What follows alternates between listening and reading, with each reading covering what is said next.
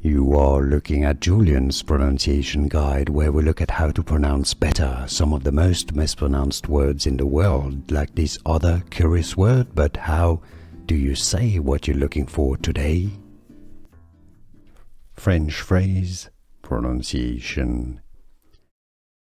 A movie name.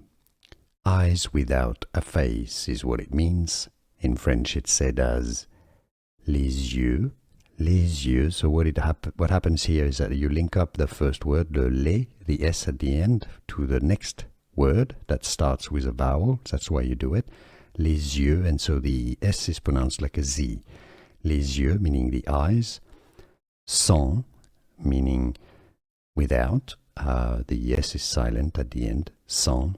Visage, silent s2. Visage is French for face. So overall, les yeux sans visage.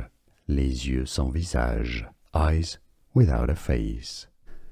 Here are more videos on how to pronounce more confusing words and names too many mispronounced. Like this video if you found it useful. I appreciate your support. I'll see you soon and thanks for watching.